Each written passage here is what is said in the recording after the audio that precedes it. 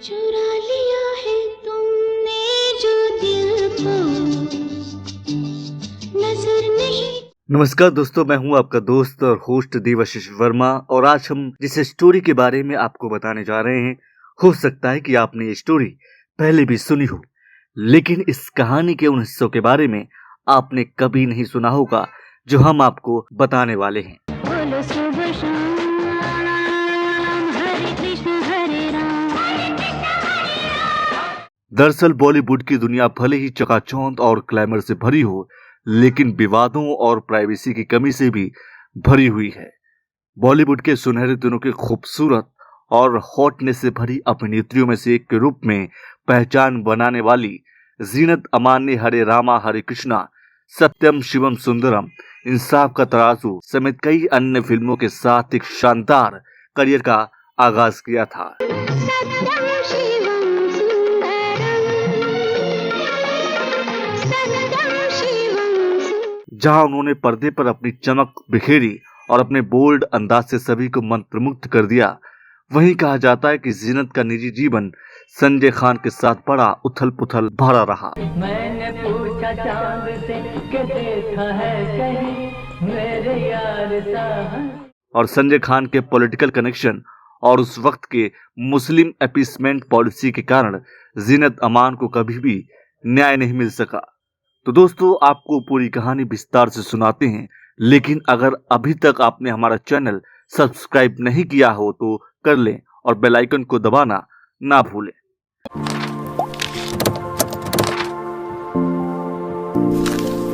अरे हाय हाय हाय मजबूरी, ये मौसम और ये दूरी, मुझे पल। जीनत अमान, जिनको अपने बेबाकी और गजब की खूबसूरती के अलावा अपने टाइम की सबसे बोल्ड एंड ब्यूटीफुल एक्ट्रेस माना जाता था, साथ ही देव आनंद साहब जीनत अमान को अपनी खोज मानते थे और उनपे अपना अधिकार भी जमाते थे। अन्ना की तमन्ना है कि हीरा मुझे मिल जाए,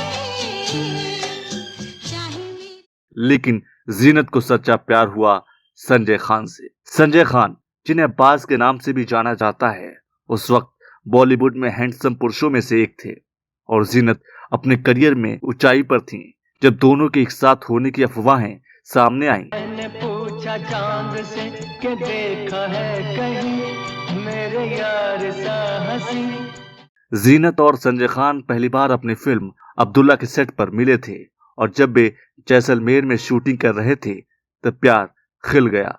जाहिर तौर पर यह पता था कि संजय खान की शादी जरीन खान से हुई थी और उनके 3 बच्चे भी थे, लेकिन उसके बाद भी संजय खान ने जीनत को अपने प्यार में फंसाने के सारे पैतरे आजमा लिए थे। जरा मुखड़ा दिखा दो, हम प्यार करने वाले हैं, कोई गैर नहीं।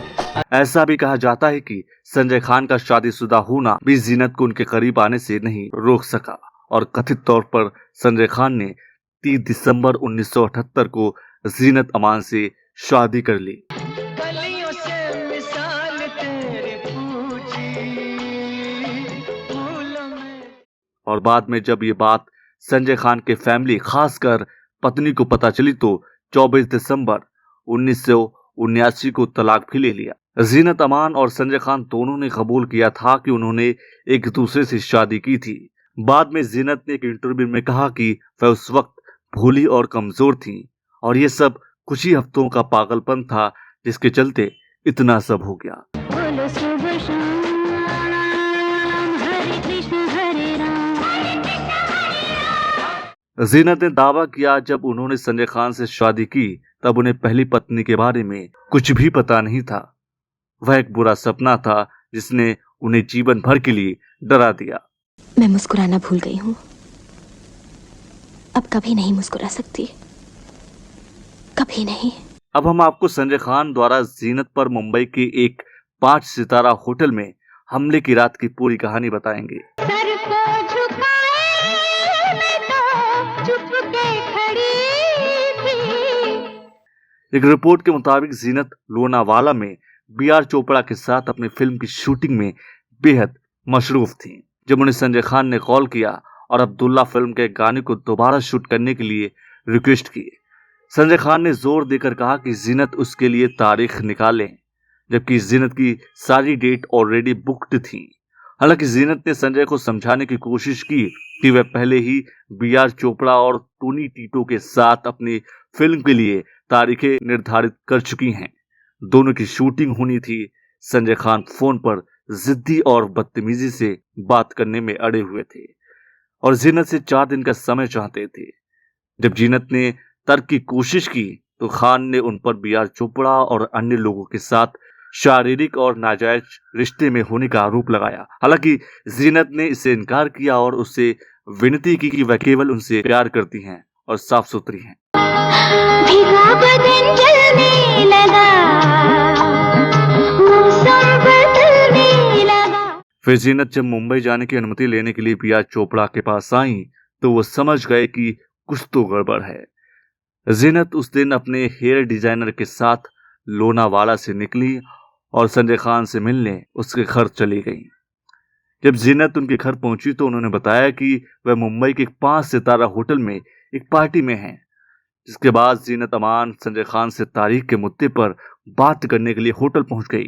जीनत अमान संजय खान से मिलना चाहती थी और उसने वेटर से भी उसे बुलाने को कहा, लेकिन पार्टी के होस्ट ने जीनत से मुलाकात की और चाहता था कि जीनत पार्टी में शामिल हो।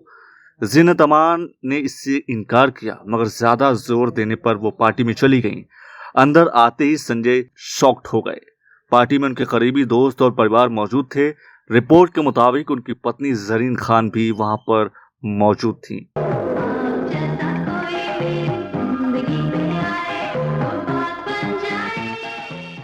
जीनत संजय के पास पहुंची तो उसे वहां देखकर नाराज होने लगे।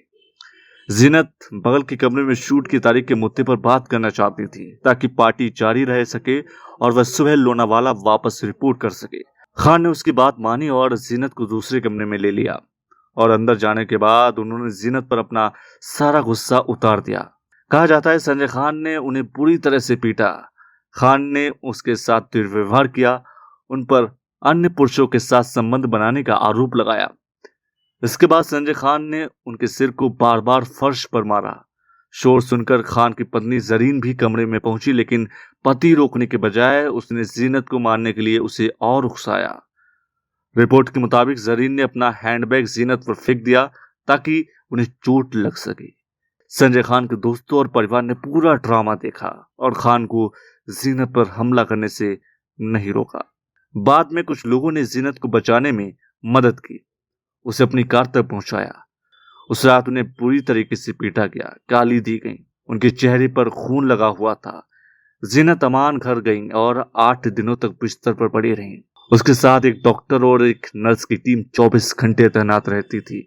इस हमले के बाद उसकी दाहिनी आंख गंभीर रूप से घायल हो गई थी और उनका ऑपरेशन किया जाना था, लेकिन ये सब महज शारीरिक निशान नहीं थे। इस घटना ने उन्हें अंतर तक झकझोर दिया था।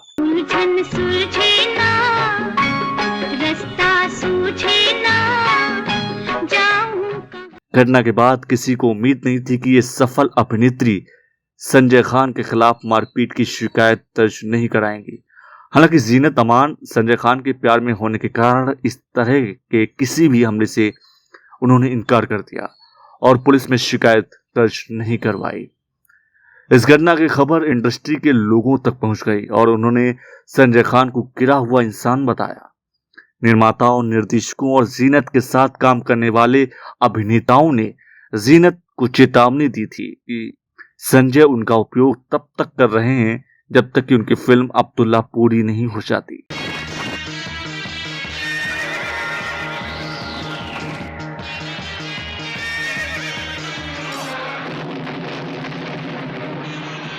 हालांकि प्यार से अंधे होकर जीनत ने संजय की फिल्म के लिए अतिरिक्त तारीखों की मांग को स्वीकार कर लिया, जिसके चलते अंतिम बदसूरत घटना हुई जिसने जीवन भर के लिए जीनत को डरा दिया।